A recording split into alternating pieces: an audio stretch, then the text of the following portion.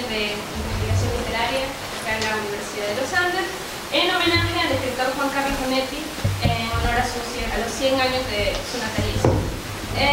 Vamos a comenzar de acuerdo con el orden protocolar que está indicado en el programa, con las palabras a cargo de la profesora Mary López, decana de la Facultad de Humanidades de Educación. A continuación, palabras a cargo del profesor José Gregorio Vázquez, director de la Escuela de Letras, y después palabras de la profesora Celia Guerra, jefa del Departamento de Literatura Hispanoamericana. Los invitamos a pasar el presidio, por favor. Iniciamos con las palabras a cargo de la profesora Mary López, decana de la Facultad de Humanidades y Educación. Buenos días tengan todos. Estimado profesor José Gregorio Vázquez, director de la Escuela de Letras, profesora Celia Guerra, jefa del Departamento de Literatura Hispanoamericana y Venezolana, profesor Etnodio Quintero, quien será el encargado de dar la conferencia inicial de estas novenas jornadas estudiantiles de investigación literaria. Queridos profesores y profesoras que nos acompañan, muy queridísimos estudiantes no solo del Departamento de Literatura Hispanoamericana, sino también hay algunos estudiantes de la Escuela de Educación, invitados en general, buenos días tengan todos. En mi condición de decana de la facultad y de profesora activa de la Escuela de Educación, me complace doblemente inaugurar estas novenas jornadas estudiantiles de investigación literaria del Departamento de Literatura Hispanoamericana y Venezolana de la Escuela de Letras. Tal complacencia, cargada a su vez de sincero agradecimiento, se debe a que, por un lado, el Departamento de Literatura, por iniciativa de su jefa actual, profesora Celia Guerra, inicia dicha jornada en el marco de la celebración del 74º aniversario de la creación de la Escuela de Humanidades, adscrita para ese entonces a la Facultad de Derecho, y cuyas dos secciones serían Historia y Letras, hecho ocurrido el 25 de junio de 1955, es decir, ayer se cumplieron 64 años de la fundación de esa Escuela de Humanidades. Y por el otro lado, porque los miembros de este departamento han decidido llevar estas jornadas adelante, en tanto que este evento académico estudiantil trata de textos y cultura, pensamiento y tensiones en medio de un contexto político y social, económico y cultural de crisis y quiebras institucionales del Estado venezolano, que en nuestro caso particular se manifiesta en el acoso y la negación de las universidades autónomas como antipolítica pública a la que el gobierno nacional las ha sometido por la naturaleza e historia institucional de creación, formación y transmisión de pensamiento democrático, así como de prácticas plurales, cosmopolitas y modernas, opuestas a cualquier forma de poder autocrático y dictatorial que caracterizan a la Universidad Autónoma Venezolana desde finales de la década de los 50 con el advenimiento de la democracia. Que sea la figura y obra del narrador uruguayo Juan Carlos Onetti el centro del homenaje a los 110 años de su nacimiento, y representando su obra la ruptura con los modelos tradicionales del costumbrismo, al proponer una proyección de lo local hacia lo universal, se nos convierte en una posibilidad de contemporaneidad frente a las sombras que intentan desde el poder destruir la universidad. Además, constituye un hecho singular e innegable de la pertinencia de haber mantenido y seguir manteniendo abierta la facultad, el que se realice este evento de debate y discusión académica, y que sean nuestros estudiantes los expositores y ponentes de su trabajo de investigación, como materialización de sus estudios y experiencias en los cursos de pregrado, en medio de las dificultades aludidas y por todos conocidas y parecidas, y sobreponiéndose a la crisis de funcionamiento y movilidad que sufre no solo la universidad, sino la sociedad en general. No puedo terminar estas brevísimas palabras sin referirme al Departamento de Literatura Hispanoamericana y Venezolana, con todos sus profesores activos y algunos jubilados, ejerciendo sus actividades docentes, atendiendo en los salones de clases de la facultad a sus estudiantes de pre y posgrado de la Escuela de Letras y de otras escuelas de la misma, ejerciendo sus labores de investigación y de extensión, con charlas, jornadas y seminarios organizados tanto por sus profesores como por sus alumnos, eventos estos de libre acceso y abiertos a toda la comunidad universitaria, tal como lo hacen también los demás departamentos de la facultad, en medio de las excepcionalidades institucionales y ordinarias. Por ello, los felicito a todos, fundamentalmente a los estudiantes, a los alumnos expositores, a la profesora Senia Guerra, jefa del departamento, al profesor José Gregorio Vázquez, director de la Escuela de Letras, por estas jornadas estudiantiles de investigación literaria, que al alcanzar su 9ª edición forman parte ya de la tradición emergente de la modernidad de los estudios universitarios, los estudios literarios de nuestra universidad. Muchísimas gracias y bueno, éxito. A continuación vamos a oír las palabras a cargo del profesor José Gregorio Vázquez, quien es director de la Escuela de Letras. Estimada profesora Mary López de Correo, decana de nuestra Facultad de Humanidades y Educación, estimados profesores de la Escuela de Letras, estimada profesora Senia Guerra, jefa del Departamento de Literatura Hispanoamericana y Venezolana, estimado Elodio Quintero, conferencista de estas jornadas, estimados preparadores del Departamento de Literatura, estimados estudiantes todos. Bienvenidos a estas 9ª jornadas estudiantiles de investigación literaria que han decidido homenajear a Juan Carlos Onetti a los 110 años de su nacimiento. Una excusa como esta es una verdadera posibilidad para tener presente la obra sin igual de un escritor que aún seguimos leyendo y seguimos encontrando en la página viva de nuestra literatura. Unas mínimas palabras para acompañar formalmente este acto. Onetti en el país de la literatura. A este oficio me obligan los dolores ajenos, dice Juan Gelman. Esta celebración, este homenaje, el recuerdo de una obra, el presente de un autor, hace en estas jornadas un digno momento para seguir diciendo literatura con un afán no lejano al mismo que hace más de 60 años emprendieron los creadores de este proyecto imprescindible que nos sostiene en este momento, la creación de la Escuela de Letras, Filosofía y Educación. El incesante afán por el necesario amor a la cultura desinteresada, por el orden de las ideas, el buen uso del idioma, el análisis de la realidad social e histórica, sin los cuales el proceso del país no se organiza en conciencia creadora, hizo posible, en palabras de nuestro querido Mariano Picón Salas, que hoy nosotros estuviéramos celebrando esta fecha tan especial para nuestros estudios humanísticos. La universidad es la casa del letrado y del escriba, buscador de virtud y conciencia a través de las letras. Estas jornadas nos están permitiendo regresar a algunos o entrar por vez primera a otros en Onetti. Onetti es uno de esos singulares narradores que expresan la modernidad de una literatura latinoamericana que comienza a entrever el otro lado, el más sugestivo, doloroso, el de la pena y la noche, el del arrabal y la nostalgia, el de las marcas profundas y aterradoras de los desmanes de esas épocas más convulsas de este continente.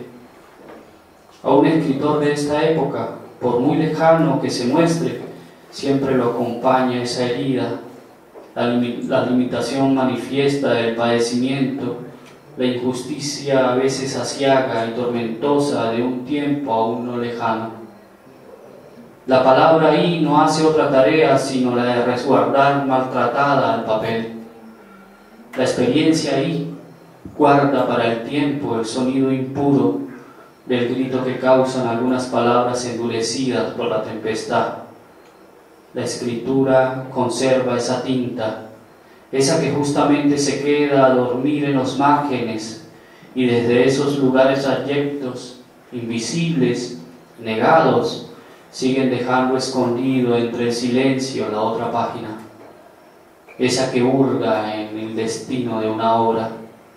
La obra, mucha de la obra de Onetti, está atada a esa pena de años que hieren el alma, intentándola secar, exiliar, vencer. Las experiencias nefastas de estas dictaduras en América se metieron hondo en la palabra, permitiendo que las obras que desde allí nacían se escribieran muchas veces con sangre y sacrificio. El mundo que es la obra de Onetti nos hace partícipes de una nostalgia que arranca la vida de las astillas. En sus historias, la frustración vigila cada letra y se hace dueña del destino de muchos de sus personajes. Sus páginas atraviesan la desilusión, la crueldad del desasosiego, el desamparo, todo lo que el destino trae como ofrenda a muchos, todo lo que el destino entrevé para algunos de sus personajes más delirantes. Viajamos así a un mundo hecho de retazos asfixiantes porque muestran la cruel realidad de los pasajes de la vida. Cuando entramos en su obra, asistimos a ese mundo no lejano.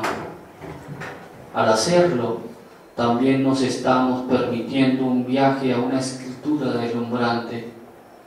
En ella nos hundimos en el sueño de una realidad y otra encontradas en la nuestra. Cada página, en algunos libros de Onetti, hace que el olor del mar se meta en la calle que somos, en el sonido que somos, en los arrabales que transitan la vida y la nostalgia que de alguna manera también somos. Sus imágenes de lugares rotos, desvencijados, llenos de tiempo y olvido, llenos de olor antiguo y cansado destino. Sus imágenes huelen a rincón negado, a atmósfera tan particular que caracteriza su labor. Al entrar a este país de literatura que es su obra, entonces le decimos ya no más a este otro país nuestro de ahora, ya no más a estas letras que dicen mucho deformemente, ya no más a esta pesada realidad que se desvanece en el acero y la tinta y nada pueden. Los invito a recorrer esta ciudad llamada Santa María, ciudad que a su vez nos invita y nos abre camino a un origen fascinante hecho de literatura y de nostalgia. Sin duda, los otros pliegues de la vida que somos. Los invito a encontrar destino en la obra real e imaginaria de un hombre taciturno, herido por la noche, y también recibido por ella para ir de hora en hora por los rincones de otra memoria en esta ciudad que nos puede regalar como destino otro encuentro. Invitemos a disfrutar estos días de diálogos, de encuentros, de ideas, de necesarias revisiones y visitas a esta obra y a otras de nuestra literatura.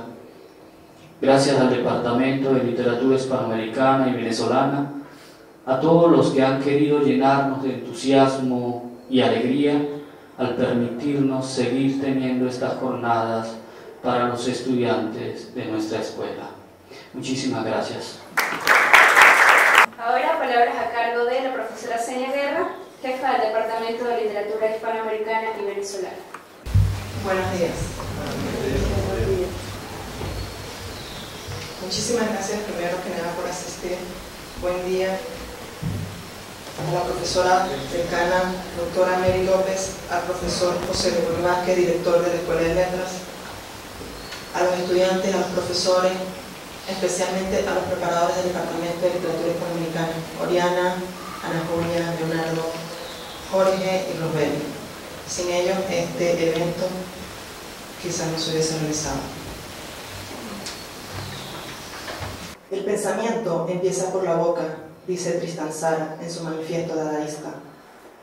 La palabra no representa, la palabra es y nos hace. Reunirnos en esta sala a escuchar lo que nuestros estudiantes tienen que decir con palabras es también reunirnos a observarlos en las posibilidades de un pensamiento que tiene todo el derecho a emerger del pozo de los lamentos para lograr en ese distanciamiento el ejercicio de la supervivencia. Nuestros estudiantes no quieren limitar la boca a la lucha animal por alimentarnos, una lucha de la que no estamos exentos en este país. Nuestros estudiantes quieren dar el siguiente paso y reconocer que para sobrevivir humanamente también hace falta abrir la boca para reunirnos en comunidad con ideas. En el Departamento de Literatura Hispanoamericana intentamos que los estudiantes nos expongan un pensamiento rico en detonaciones, que haga volar los lugares comunes del pensamiento tradicional, sociopolítico y académico, que encierra las ideas en un lenguaje cristalizado. Hay que detonar, hacer volar esos cristales hasta lograr escuchar, como dice Karl Kraus, el murmurar desde las profundidades tónicas de la lengua. Solo en ese murmurar profundo podemos ver los materiales de lo que está hecho el presente, o lo que es lo mismo, el material del que está hecho el lenguaje que nos construye. Atendiendo ese murmurar profundo de la lengua, quizá podamos comenzar a elegir con más atención y autonomía las palabras del lenguaje que nos relaciona con el mundo, las palabras que nos presentan ante el otro, las palabras que nos hace presentes, las palabras que nos hace contemporáneos. Es murmurar y es profundo porque es el pasado de las palabras dichas intentando acercarse al presente y exigiéndonos la quietud activa de quien escucha para comprender relacionando los tiempos y balbuceando preguntas que conducen a la comprensión del por qué razón el pensamiento empieza por la boca. Muchísimas gracias. Ahora vamos a escuchar una conferencia del escritor Etnodio Quintero. Buenos días. De verdad que para mí es un honor estar aquí inaugurando estas novenas jornadas estudiantiles y en particular para hablar de uno de mis escritores más queridos, Juan Carlos Onetti. Gracias a Senia por ocurrirse de la idea de invitarme.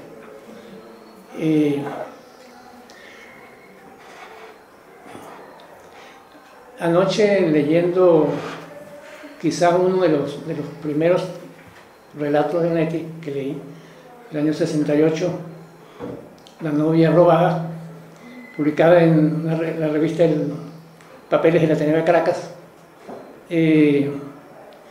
apareció una frase que estoy tratando de aprenderla de memoria, no muy sencilla, cuando el protagonista le habla a la protagonista y le dice que ella había comenzado a entender que las palabras son más poderosas que los hechos. Eso se corresponde con la última frase de la profesora Senia, con la boca. También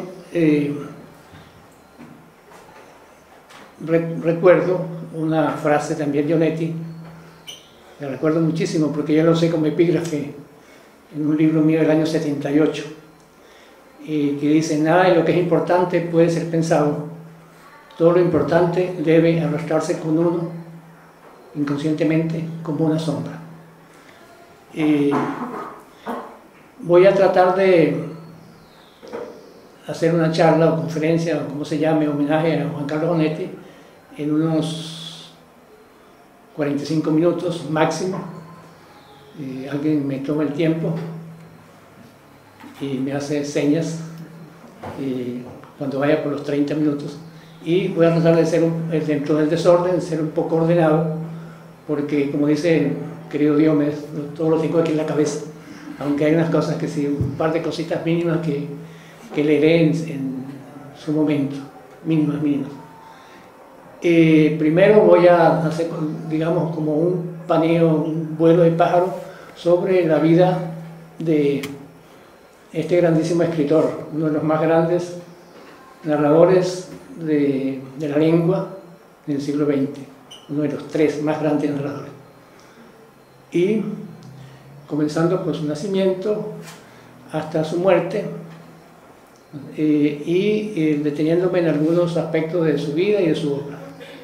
Luego me detendré una especie de lectura que haré de su primera novela, El Pozo, del año 39, en uno de sus primeros cuentos, Un sueño realizado, del 41, y luego, por supuesto, una alusión también panorámica de su trilogía sobre Santa María, su invención, con 3 novelas, la primera, La vida breve, luego Junto a cadáveres y El astillero, en ese orden.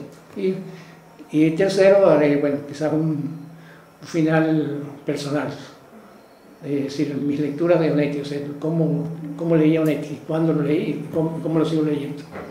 Entonces, Juan Carlos Onetti nace, ahorita justamente dentro de 4 días cumple 110 años de nacido. Nace el 1 de julio de 1909 en Montevideo. Es muy importante esta fecha porque se relaciona con sus contemporáneos.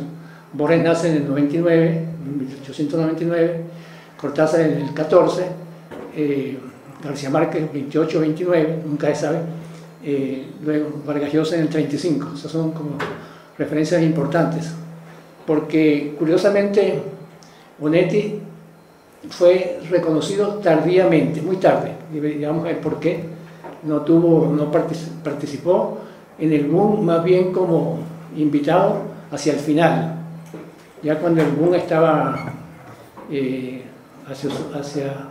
bueno, en pleno esplendor, pero no tuvo ese protagonismo que tuvieron Cortázar, García Márquez en particular, Carlos Fuentes y Vargas Llosa,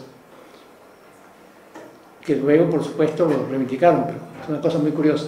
Entonces, bueno, nace en Buenos Aires, no se sabe mucho de su vida y él deliberadamente casi no habla eso, no tiene memoria, no tiene diarios, como si su vida no interesara. En algún momento dice que la autoficción no le interesa, no utiliza ese término, que su biografía no interesa para nada.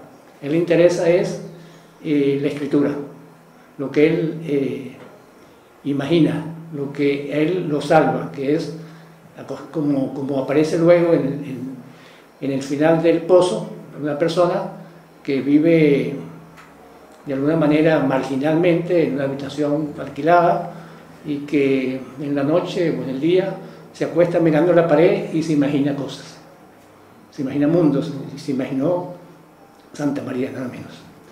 Luego se conoce poco de él, de su infancia. Apenas dice que bueno, sí, que su padre era una persona que lo quería mucho, pero nada de aventuras anecdóticas ni historias de adolescencia con novias y ese tipo de cosas que se estilan en los escritores, se esperan de los escritores. Luego se podrían hacer varias líneas en cuanto a la vida de Onetti. Una de ellas podía ser con sus 4 matrimonios. Se casa muy joven con una prima Onetti, la prima María Julia Onetti, María Amalia Onetti la primera, así como la Amalia de Kafka, o la Amelia de Kafka. Luego ese matrimonio tiene 21 años, él tiene 21, tienen un hijo, y luego a los 4 años se separa y se casa con otra prima, con una hermana de la primera, también María Luisa en este caso, un matrimonio que dura también poco. Más adelante se casa con una chica, Elizabeth o algo así, que es como su compañera de trabajo, en el año 45, y luego, perdón, en el año 35, luego en el año 45, 10 años después, en el 55 encuentra su verdadero amor, que es con la que vive el resto de sus 40 o 50 años que le quedan de vida, que es Molly, como la llama. Y Luego realiza algunos trabajos, él oscila entre ese, en Río de la Plata, entre Montevideo, Buenos Aires, trabaja un tiempo en Buenos Aires, y en Montevideo él curiosamente no tuvo estudios universitarios, ni casi que ni secundarios, abandonó el bachillerato muy pronto, pero seguramente era un gran lector de Faulkner, lector de literatura, lector de los rusos, y lector de novela policial, lector de Simenon, de un famoso novelista belga, que tiene centenares de libros policiales. Tiene una formación por sí mismo. Trabaja en Marcha, que es un periódico muy importante, que se funda en Montevideo a mediados de los años 30 y que perdura hasta más o menos años 75, cuando la dictadura militar de Uruguay lo clausura. Él trabajó muchos años en ese periódico, pero más bien en la sección, digamos, literaria. Hacía crítica de libros, era muy feroz crítico, sobre todo con la literatura de su país. En algún momento de su país dice, en El Pozo, dice: Uruguay es un gaucho, 2 gauchos, 33 gauchos, no hay más nada. Muy duro, muy ácido con eso. Y luego de algunas incursiones primeras de unos cuentos que él después no le da mucha importancia, que los publica casi para ganarse unos concursos miserables ahí en un periódico. En el año 39 hay una primera eclosión, un tipo muy joven que apenas tiene 30 años, y escribe El Pozo. El Pozo es su primera novela, en la cual luego me detendré, que es la llamaría una novela corta, porque son 60 páginas, 80 según la edición. Es una novela que define el mundo de Onetti. Lo que va a ver después está todo ahí, en esas 60 páginas. Es una novela que no fue, no se supo leer en su momento porque no había lectores para esa novela. De hecho, la edición fue de 500 ejemplares, hecha en una imprenta, con amigos. Apenas salió una nota por allá mínima de alguien que decía, bueno, esta cosa está bien, y tardaron luego casi 30 años en reeditarla por segunda vez. De hecho, la edición fue una edición en Buenos Aires, y que luego siguió una edición en Caracas, que es la edición que está en las 5 novelas cortas de Onetti, las primeras 5 novelas cortas, que tenía ya prácticamente una novela que se había sido olvidada, incluso no sé si por Onetti también. Y luego de esa novela que él cuenta en algún momento que describió una tarde que se había quedado sin cigarrillos, porque era una persona que fumaba como un chino y bebía y tenía una vida muy libre. Yo no pensaría que era un tipo que sufría en ese sentido. Él hacía lo que quería, que era escribir, trabajar para sostener su familia, sostenerse a él y escribir, lo que hacía era escribir. Luego, en el año 41, es un año muy importante, sigue siendo todavía un tipo muy joven, escribe un cuento genial que se llama Un sueño realizado, sobre el cual también me detendré en la segunda parte. Y comienza también con unas series de novelas cortas también importantes, las publica en alguna revista. Y luego pasa un tiempo y su vida normal, trabajando en sus cuestiones rutinarias y escribiendo y fumando y bebiendo, y en el año 50 publica La vida breve. La vida breve de verdad es una novela, yo creo que de las más importantes en español del siglo XX, como modernidad, como diría el profesor Diomedes Cordero. Novela totalmente insólita, totalmente nueva como proyecto, no tanto como anécdota, sino como proyecto. Hacer un mínimo resumen de esa novela es Brausen, un personaje así también artista un poco marginal, que le encargan un guión de una película, y al mismo tiempo él está viviendo una situación familiar muy terrible, con una esposa enferma, y vive así como también en una zona como marginal, escucha todos los ruidos de fuera, todas las historias de los vecinos, y comienza al mismo tiempo lleva una segunda vida.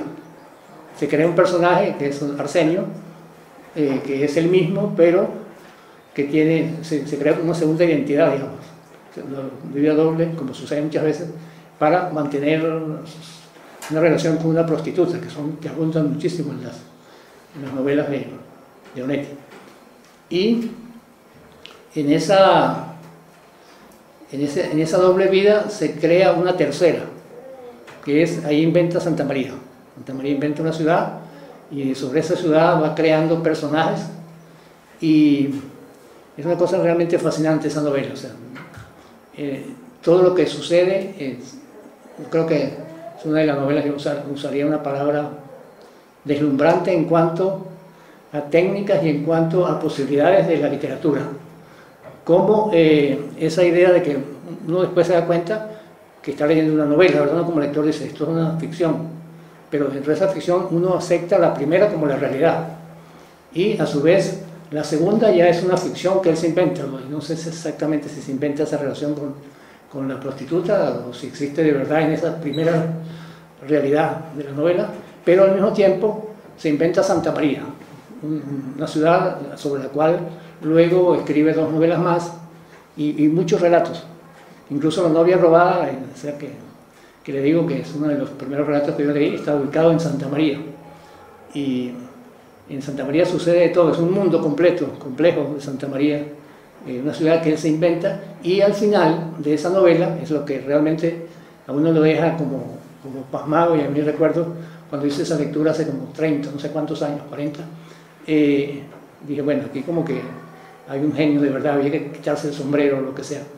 para cuando el personaje primero, Brausen, que curiosamente Brausen después es el dios, porque con los personajes después hablan de Brausen como dios, Brausen dios, porque fue el que los crea a ellos, y Brausen decide irse a Santa María, sencillamente, se va para la ficción, y llega, y en esa ficción donde él llega a un café y ve a la gente, ese lo inventé yo y tal, no son iguales a como él los inventó, ya están convirtiéndose en seres autónomos.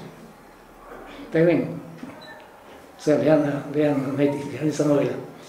Luego esa novela sale en el 50, tampoco tiene un gran eco entre los lectores ni entre los críticos. Más tarde publica Junta Cadáveres, que Junta Cadáveres es una novela en Santa María que tiene por cierto un comienzo como el Ulises de Joyce, lo hace deliberadamente. Se podría leer, pero eso no importa mucho, hace un juego con eso. El primer párrafo de Junta se llama Junta Cadáveres, porque es un personaje que decide montar un negocio en Santa María, que es llevar 3 prostitutas de la peor ralea y montar él piensa o enriquecerse o bueno, disfrutar eso, y la primera escena, por llamarlo así, sucede en un tren. Él va en un tren y van llegando y además Onetti yo creo que no hay una persona, bueno, quizás Chekhov, capaz de crear personajes en pocas frases. Ahí sería bueno leer también esas primeras líneas, porque ahí están descritos las tres señoras que van a alegrar la vida a la gente en Santa María, los hombres en particular.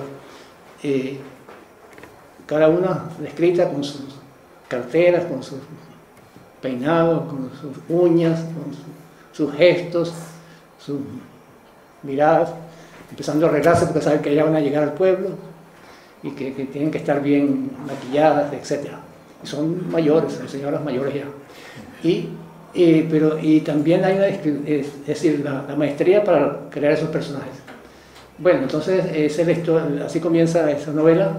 Luego la que sigue es El astillero, que es la vuelta de ese personaje años después, con otro plan, y son muchas cosas las que suceden en Santa María, que no les voy a parafrasear acá porque no es esa la idea. Pero bueno, siguiendo con la trayectoria, ¿qué pasa con esas novelas? Son novelas que circulan en Río de la Plata, por decir algo, Uruguay, no sé qué, algunas personas llegan, y luego suceden dos cosas importantes para la vida de Onetti. Una, que es la creación del premio de novela Rómulo Gallegos en Venezuela, iniciativa de los venezolanos de la época. Y el primer premio lo recibe Mario Vargas Llosa con La Casa Verde. Y en ese concurso, porque era un concurso de novelas publicadas, había participado Juan Carlos Onetti con Junta Cadáveres. Y quedó como segundón, en un segundo lugar, digamos. Ya le había sucedido varias veces a Onetti, con novelas que había enviado a concursos, un concurso muy importante que hubo, yo recuerdo, un concurso muy importante de la revista Life en español, que daba mucho dinero y mucho prestigio, que lo ganó Marco de Nevi, una novela muy buena, por cierto. Y ahí Onetti había mandado una de sus novelas y quedó también de segunda, otra vez de segunda, en varios intentos de segunda. ¿Sí? De hecho, Onetti no recibió ningún premio importante hasta que recibió el Cervantes. Antes no había ganado ningún concurso importante. Bueno, sí, en Italia, en algún momento, una de sus novelas fue la novela extranjera más importante, justo cuando ya era una persona famosa. Y en esa oportunidad del premio, él viene a Caracas. Y es posible que haya estado en Mérida, estoy investigando eso. Porque eso fue un congreso que hubo en Caracas justamente en el año 67, cuando el terremoto. El congreso empezó 3 días después del terremoto, se decía que no iba a haber. Y en unas memorias que leí de Rodríguez Monegal, muy detalladas, él se limita más que todo a las mesas, a los discursos de José Ramón Medina, de Liscano, y a la figura de los invitados especiales, que eran García Márquez y Vargas Llosa. Y parece que estaba invitado también Rulfo, hay unas anécdotas con Rulfo, y también él estuvo en Caracas.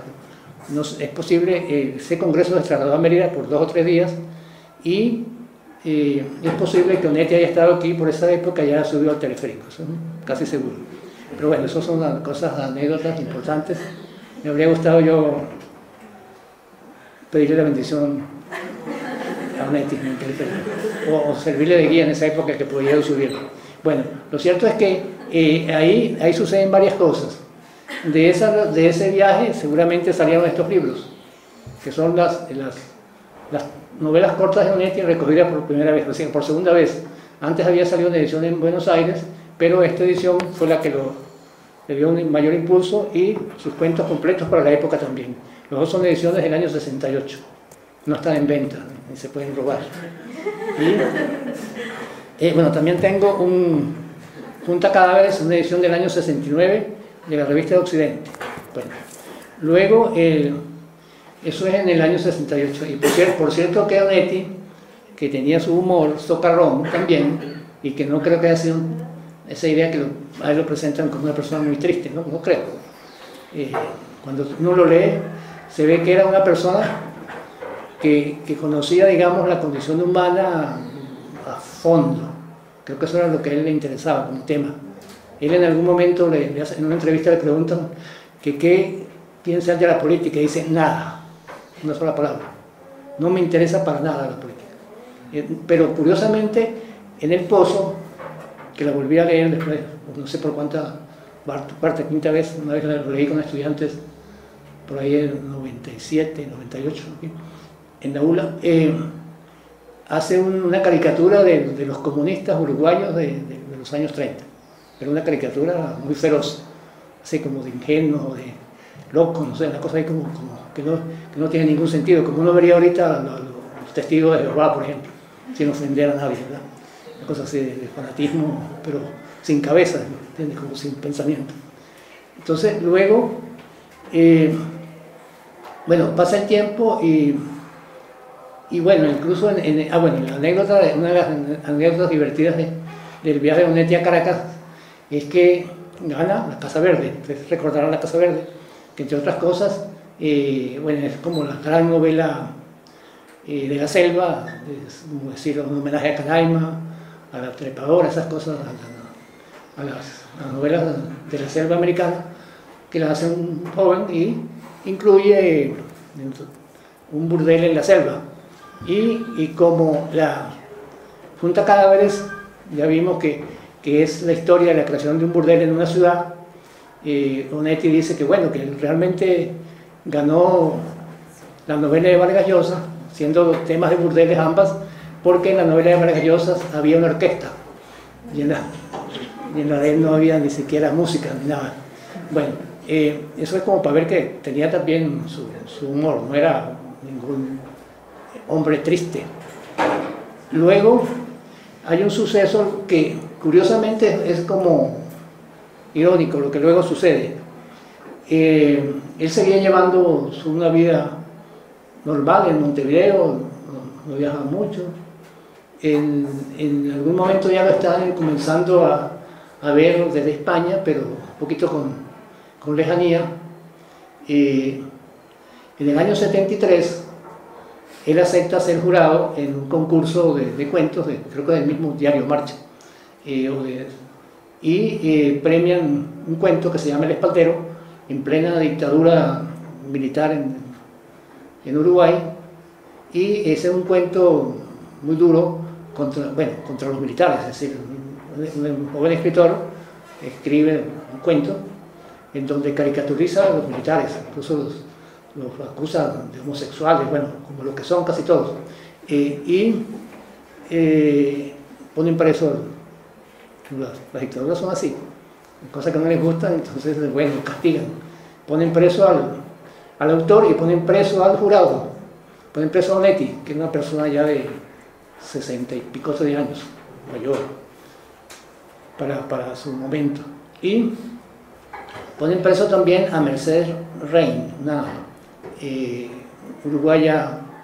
señora uruguaya, novelista, poeta, sobre todo autora de teatro. Yo tuve la suerte de conocerla en México y me contó detalles del año 90, detalles de ese affair en que un jurado es puesto prisionero, 3 meses estuvo Onetti preso.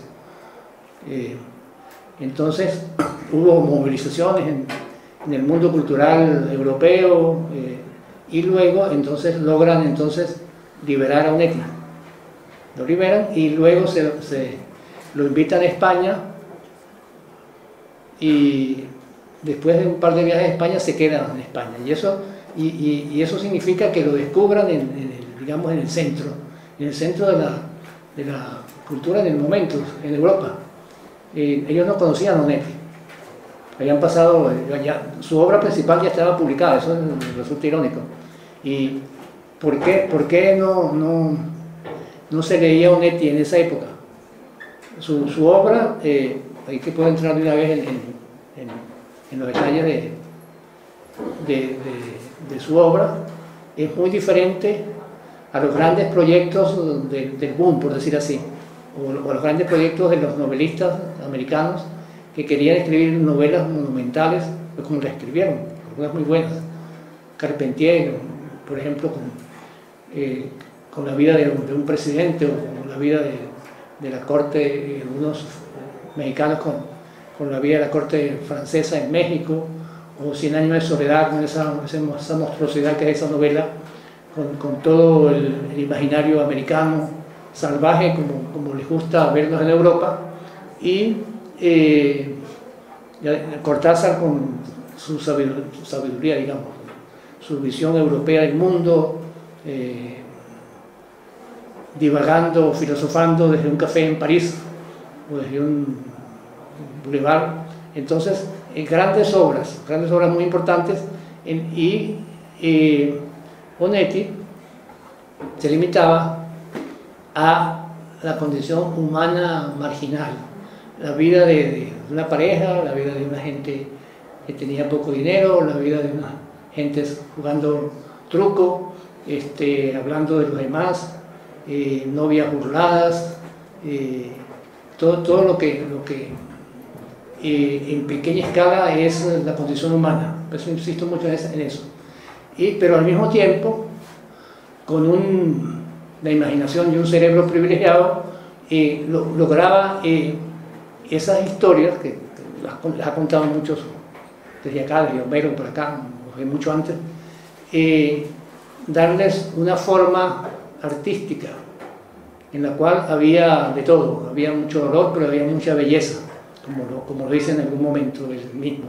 Se puede crear belleza incluso del dolor, por esa prosa suya, que es una de las más, no sé si no me gusta usar la palabra envidiosa, pero es una de las que más me fascina leer, porque no es nada fácil, no es como estar leyendo, por decir algo, una traducción de Haruki Murakami, que es una cosa así que la vas leyendo como si nada, y pasas por todo, vas entendiendo. Aquí tienes que hacer un esfuerzo de lector, pero un esfuerzo que el resultado es precioso, cuando entiendes lo que hay ahí, esos niveles de lectura en que pasa, por ejemplo, en el cuento ese de La novia robada, comenzando con alguien que no se sabe quién es, pero que por ciertos olores y cosas uno sabe que está en el funeral de alguien, de una mujer, y luego dice, no, esto no lo voy a contar yo, esto lo puede contar cualquiera, incluso JCO, Juan Carlos Onetti, hizo en Santa María, puede contar todo, pero esto no, esto es, somos todos. Entonces pasa a primera persona del plural, y todo es nosotros, y todo es, la protagonista es Santa María, no un personaje de Santa María, ni Onetti, sino todos. Entonces, eso es una genialidad que hace que, bueno, que estemos hablando de Onetti en este momento, y que consideremos que es uno de los más grandes escritores de la lengua. Luego de que él se va a España, bueno, comienza una carrera muy distinta, y prácticamente en España ya escribe poco. Llega a España en el 75 y todavía le quedan casi 20 años de vida, y de esos 20 años de vida, los 2 últimos años los pasa en la cama, no porque estuviera enfermo, sino porque decidió quedarse en su casa, bebiendo whisky, fumando y escribiendo. Escribió poco, pero a mí me sorprendió muchísimo las 2 últimas novelas de Onetti, las que escribió en su exilio español. Tenía mucho miedo de leerlas, porque decía, bueno, ¿y qué le pasa ahora si es la novela de la decadencia? Para nada. Yo quedé impactado con las 2 últimas. Una que se llama ¿Cuándo entonces? Se las recomiendo. Esa es la que estaba tratando de recordar yo en estos días. Bueno, entonces en España le dan el mayor premio de la lengua, que eso está bien. Lo habían candidateado al Nobel, y sus novelas principales, sobre todo su trilogía, comienza a ser traducida en distintos idiomas, y bueno, ya lo consideran como un autor respetado, totalmente respetado. Y habría que agradecerle también a un poeta español que se llama Félix Grande, que él dirigió la revista hispanoamericana durante muchos años, y se le ocurrió por esos días, no sé si un poco antes del asunto con el concurso donde él estuvo preso en Buenos Aires, en Uruguay, le hizo un homenaje en la revista hispanoamericana, en la que una revista de como 700 páginas con 53 autores. O sea que sí era conocido por la crítica, pero no tanto por los lectores. Y luego, ahora, aunque no es un autor, por decir algo popular, es un clásico de la lengua, eso no hay ninguna duda. Esta parte, luego voy a hacer la lectura de los dos libros que quiero leer, no leerlos, sino hacer una lectura de mi manera, recordar en una ocasión en México, ¿sí?, que alguien me preguntó que cuáles eran mis autores favoritos en español en Latinoamérica, si García Márquez o Borges. Bueno, porque daban por sentado que los dos eran los principales. Yo le dije, entre García Márquez y Borges me quedo con Onetti. Entonces la gente como que no entendía muy bien la sección. Entonces yo creo que todavía podría responder lo mismo. No sé si ustedes están de acuerdo con eso. Esta es la primera parte, entonces cómo voy con el tiempo. Luego, la primera novela de Onetti, yo la llamaría una novela, es El Pozo, escrita en el año 39 por una persona que tenía 30 años. Voy a leer la primera página. Bueno, en realidad aquí hay dos en esta, ahí estaba. Esta porque fue la que subrayé. Dice así, la primera página. Hace un rato me estaba paseando por el cuarto y se me ocurrió de golpe que lo veía por primera vez. Hay 2 catres, sillas despatarradas y sin asiento, diarios tostados de sol, viejos de meses, clavados en la ventana en el lugar de los vidrios. Me paseaba con medio cuerpo desnudo, aburrido de estar tirado desde mediodía, soplando el maldito calor que junta el techo y que ahora, siempre en las tardes, derrama adentro de la pieza. Caminaba con las manos atrás, oyendo golpear las zapatillas en las baldosas, oliéndome alternativamente cada una de las axilas. Movía la cabeza de un lado a otro, aspirando, y esto me hacía crecer. Yo lo sentía, una mueca de asco en la cara. La barbilla sin afeitar me rozaba los hombros. Recuerdo que antes que nada evoqué una cosa sencilla. Una prostituta me mostraba el hombro izquierdo enrojecido, con la piel a punto de rajarse, diciendo: date cuenta si serán hijos de perra, vienen 20 por día y ninguno se afecta. A mí esta entrada es donde yo hablo de la creación de personajes y la creación de ambiente.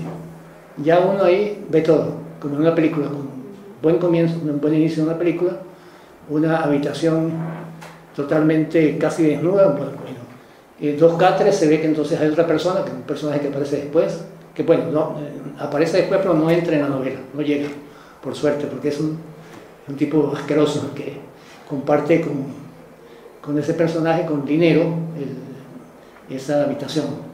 Y él mismo luego dice que está sin tabaco, no puede salir a comprar tabaco por alguna razón, o no tiene dinero para comprar, y entonces decide escribir sobre él. Eso es ya lo que está escribiendo. Y en una noche, hasta que amanece, escribe la novela. Y en esa novela está el mundo de Onetti. Ya aparece un recuerdo muy duro de una prostituta que se queja de lo mal que la tratan, que ni siquiera se afeitan cuando van a hacer su trabajo con ella. Bueno, luego en esa novela, digo, está el mundo de Onetti porque este es un personaje que se mueve entre la realidad y la imaginación. Es una persona que vive para imaginar. No se sabe muy bien en qué está trabajando en ese momento, o si está desempleado. Es una persona totalmente marginal y que se relaciona con la memoria. En la memoria a él lo atormenta un hecho de adolescencia, cuando humilla a una muchacha, teniendo él 15 años, en un fin de año, en una fiesta, no recuerdo si es 15 o 16, pero sí recuerda que es una muchacha que seguramente de la cual él estaba enamorado, pero que era muy tonta, y que la veía en la piscina y que la seguía, y le hace una broma muy fea, una humillación terrible que incluso cae en la ambigüedad. La va engañando hasta que ella va a un sitio donde está probablemente un personaje importante para ella, o un novio, o alguien al que ella quiere, y él la acosa y no queda muy claro si la viola. Eso es importante en leerlo, pero la humilla en el sentido de que la deja, como que la asusta y todo, y después se va. Es como una especie de desprecio, y eso le queda a él como una marca, pero no de arrepentimiento, sino de maldad de adolescente, pero que lo atormenta porque 6 meses después la muchacha muere. Él no la ve más, sino como la ve muerta, y eso lo persigue en sueños y al mismo tiempo, pero lo persigue de una forma muy diferente, lo que hubiera sucedido, o cómo habrían sucedido eso de otra manera, y ella se le aparece en sueños, y él luego en esos sueños está en distintos sitios. Puede estar en un barco pirata, y ella aparece en ese barco, y él es un pirata, y ella en el camarote le entra, estoy reinventando, eso no aparece ahí, y se desnuda, y bueno, es una cosa muy, muy erótica, pero al mismo tiempo muy bella, de enamoramiento. También hay una parte que sí la describe con detalles, y que él se la cuenta luego a otra persona, que es importante en la novela, que es que él sueña siempre con una cabaña de troncos que está en un país nórdico, donde él es, no sé, un cazador, que primero sale de un bar, ahí con su escopeta y sus perros, y llega a su cabaña, y cuando está en su cabaña, ella se abre la cabaña, aparece siempre como un espectro, aparece y bueno, erotizada y todo, y entonces esa es una imagen muy fuerte de ese recuerdo, cómo lo atormenta. Y esa es una de sus obsesiones. Luego hay otra que también él vive en un mundo de prostíbulos también, y se hace amigo de una prostituta, de la cual dice que es como la que es un poco bonita, la que parece un poco inteligente, la que es más joven, y de la cual se pudiera enamorar. Y le propone que sí, que él se acuesta con ella, pero sin pagarle. Y ella, por supuesto, se ríe. Eso no está permitido. Entonces, hay un momento en que ella le dice que sí. Que ok, sí, hoy sí te lo voy a dar así, muy claro, pero una sola vez. Vamos, yo pago el hotel, que es $1, y bueno, ya. Entonces, y eso sí es más nada, eso es todo. Entonces, hay una cosa muy curiosa en eso, es que bueno, eso sucede así, y bueno, él acepta, y está ahí, y ella dice que más nunca, que no lo busque para nada, ni pagándole lo que sea. Y que también es como la contraparte de lo que le sucedió antes a él, lo que le hace a la joven primera. Entonces, bueno, voy a terminar con los tres, porque son tres personajes femeninos que hay. Primero la muchacha a la que él humilla y que muere, esta prostituta que también tiene su manera de enfrentarlo a él, y luego después ya hacia el final de la novela uno se entera que él estuvo casado. Eso me recuerda, por cierto, un poco los procedimientos de César Aira, que él estuvo casado, que tuvo una vida así totalmente, no me gusta la palabra, pero sí burguesa, que se casó con una chica muy decente, preciosa, de la cual estuvo enamorado, con la cual vivía muy bien, todo muy ordenado, con la familia, él lo quería, él era un tipo ordenado, hasta un día que se le ocurrió a él una loquera. Él incluso antes de eso da como pistas, bueno, que sí, que en estos días viene el juicio, que tengo que ir al juicio, porque es el juicio de divorcio seguramente. Y la loquera es que cuando ellos estaban enamorados, ahí curiosamente el amor es puro, totalmente puro.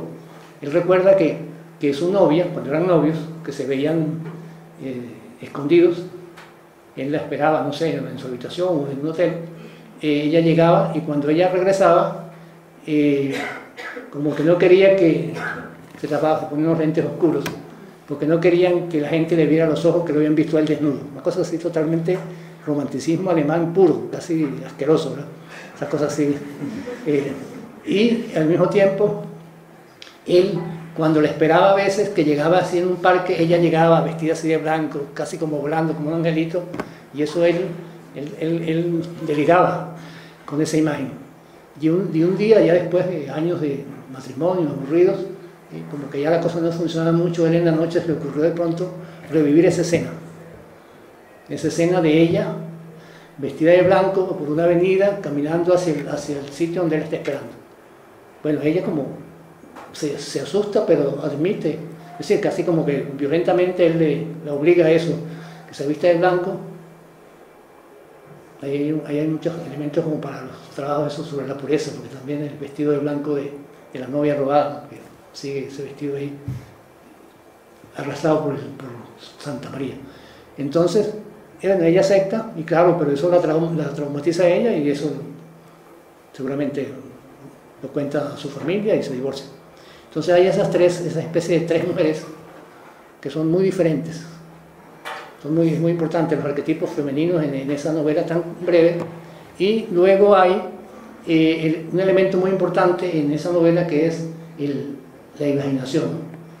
En esa historia primera, de la muchacha Comilla, que se le presenta en la cabaña y que él la cuenta con distintas historias, ahí sale un poco también la cherezada, porque él inventa, son como ejercicios, son 3 escenarios diferentes, pero al final siempre aparece el espectro de la muchacha.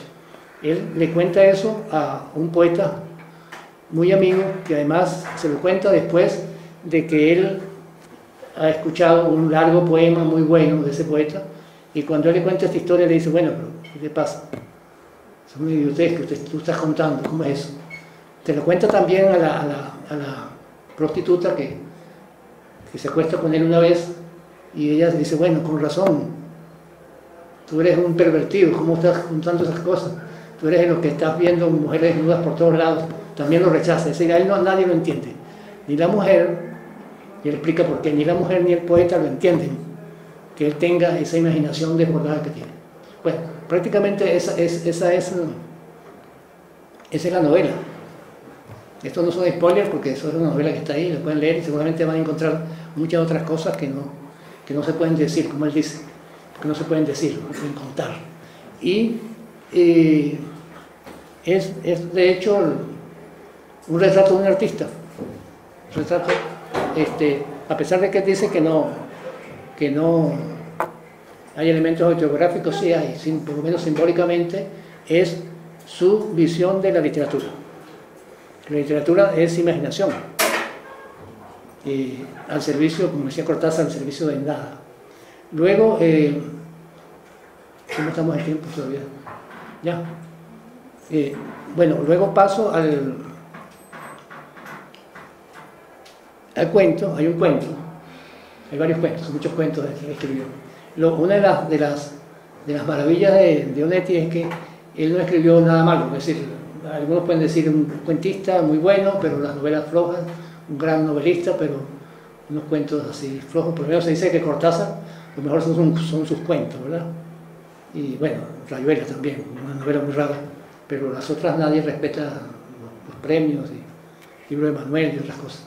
En cambio, en Onetti hay coherencia, y sobre todo coherencia también porque la mayor parte de sus cuentos no están en Santa María, o uno cree que están en Santa María, que es la ciudad que él se inventa con todo, una ciudad tan así como yo creo que ahí sí hay, yo no sé hasta dónde la influencia de Faulkner es tan poderosa en Onetti como dicen. Yo creo que sí al principio, sí, en ciertas cosas, pero cuando uno lee, bueno, uno puede leer Faulkner, el inglés es muy complicadísimo, pero se puede leer en traducciones de Borges, son prosas muy diferentes, e incluso mundos muy distintos, pero sí hay eso de la ambición de crear un mundo, sí, como Faulkner, que se crea su famosa ciudad donde suceden grandes cosas. Y en este cuento hay un cuento que se llama Un sueño realizado. Ese es un cuento como, uno lo leería ahorita como un cuento muy moderno.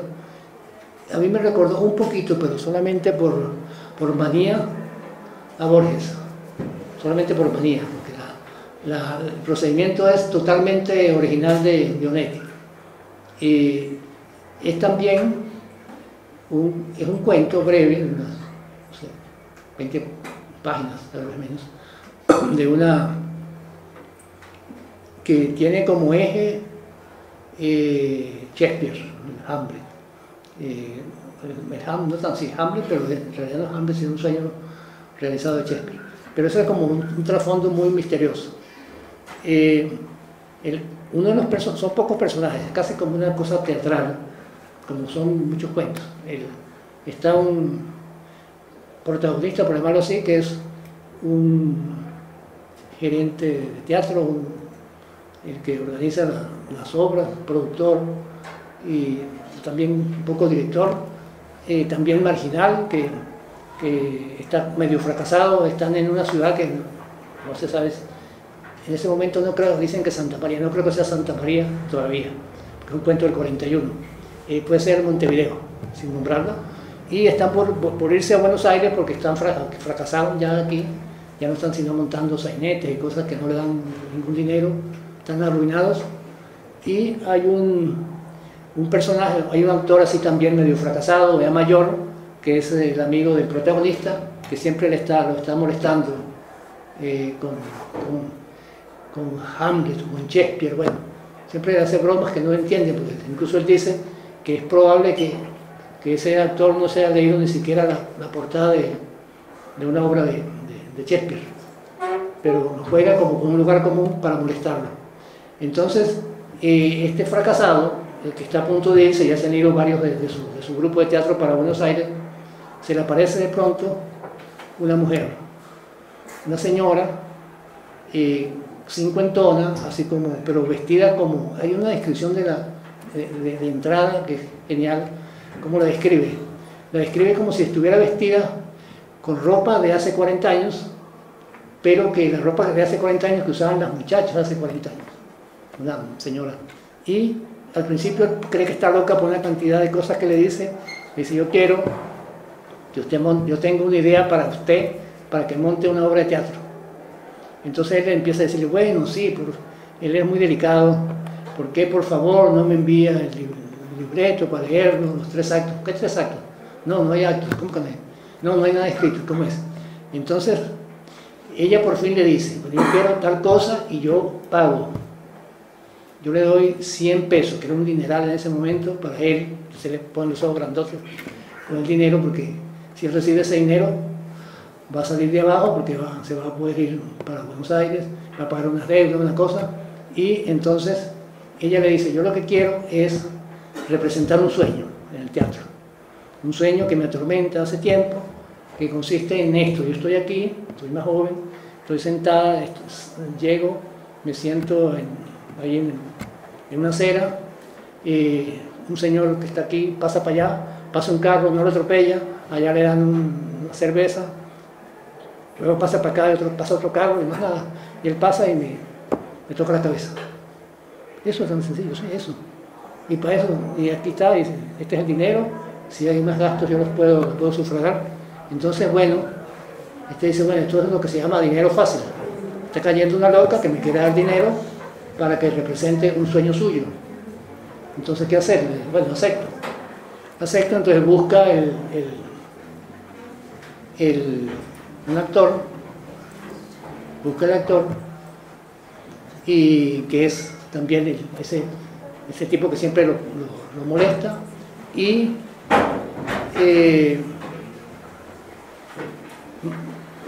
contrata un teatro por una noche, una persona que hace las luces, que a la vez tiene un carro destartalado, que es el que van a usar para que pase ahí mismo. Hay un escenario, hay como una especie de delante, no hay público, porque la condición es que no haya público, sencillamente ella va a representar su sueño, y bueno, llega el día, ella se aparece. Bueno, hay una cosa intermedia que este actor como que se enamora de ella y se acuesta, no sé, eso no tiene importancia, sino que es el sueño de... Entonces, a su vez, el actor que va a trabajar en esa obra, porque además se necesita un tercer actor, que es una muchacha, que la contratan, una muchacha ahí también de la calle, para que ella va a estar solamente llenándole con un vaso de cerveza al protagonista, y eso es todo, una cosa muy sencilla, casi que un teatro, mini teatro de bolsillo sin público, un capricho de esta señora que paga por representar su sueño. Entonces, en ese sueño lo representa, y no les voy a decir el final. Bueno, no, pero aparte de eso, mira, hay siempre los lectores así, los que manejan mucho la teoría, preguntan quién narra, desde dónde narra, cómo se narra. Entonces, ¿quién narra esta historia? Esta historia la narra el director de teatro, el director o productor. ¿Desde dónde la narra? La narra desde un asilo que existe para los teatreros fracasados, los viejitos, los actores fracasados, que él en un momento en la biblioteca de ese asilo ve un Hamlet. Entonces lo agarra y se sienta y dice: yo esto no lo voy ni siquiera a abrir, pero se le viene a la memoria toda la historia, porque era el recurso narrativo que utiliza Onetti, y eso aparece como a mitad del cuento, o sea que es un cuento sin trampa, y al final lo que está representando esta señora loca es su propia muerte. Ella muere, sencillamente está ahí para morir. Ese había sido su sueño. Entonces, con estos dos ejemplos, sobre todo pongo estos dos ejemplos que son de los primeros. Después lo que viene después es sensacional. Es decir, aquí estaba, como diría Sergio Pitol, innuez en este cuento, y en la novela corta del Pozo está innuez lo que sería después uno de los más grandes escritores de la lengua, Julio Cortázar. Decía eso y lo reconocía también Vargas Llosa. Por cierto, que no hay una biografía todavía de Onetti. Es muy complicado escribir una biografía de Onetti. Hay un estudio de Piglia creo que era entre los nuestros el que más lo apreciaba y lo imitaba, valga la cuña también, en varios de sus relatos y novelas. También lo respetaba mucho. Vargas Llosa escribió un libro sobre Onetti, que son más, entonces es importante, muy importante. Yo no sé si porque tenían remordimiento de conciencia por haberle ganado ese concurso, no creo, pero querías, en la tercera parte era decir cómo leí yo Onetti. No sé exactamente, curiosamente no recuerdo exactamente qué fue lo primero que leí, pero este libro lo tenía cuando yo estudiaba, tal vez años 70, porque es el 69, como era en el 70. En el 70, incluso una vez se lo presté a un amigo que no me lo quería devolver, tuve que ir hasta Santa Juana, a su casa, a quitárselo de por las malas, porque me decían, no sé qué, una edición muy bonita de la revista de Occidente, que eso junta cadáveres. Es probable que haya sido el primero, o La novia robada, y luego me cayó encima la vida breve, que fue lo que me trastornó totalmente y me convirtió en un fanático. Yo he leído prácticamente, bueno, toda su ficción. De hecho, hay una edición en Alfaguara de sus cuentos completos, con un prólogo de Muñoz Molina, que es un prólogo muy Muñoz Molina, es decir, él pero bueno, se le agradece también. No es así riguroso como uno quisiera, pero habla mucho de su admiración de él por ese gran escritor, que cuando no había nada en España y no lo conocían. Y luego hay una cosa curiosa con estos fenómenos de la península en relación con nosotros. Ellos se creen todavía que son el centro del mundo, el centro del idioma. Resulta que no es así, el centro está acá. Pasó una cosa curiosa también con Piglia. Piglia se vino a conocer en España después que ya era muy conocido entre nosotros. No había ninguna edición española de los libros de Piglia. Incluso los críticos decían, ¿dónde estábamos nosotros antes de leer a Piglia? Podrían haber hecho lo mismo de Onetti. Tardaron muchos años en darse cuenta de que Onetti era el grandísimo escritor de la lengua, uno de los más grandes. Incluso hay unos procedimientos en ese procedimiento de Santa María, que a mí me sigue dando vueltas, eso es el personaje que entra en su ficción, ya con, me hace recordar en la segunda parte del Quijote también. O sea, que tenía como hay un paralelismo con eso.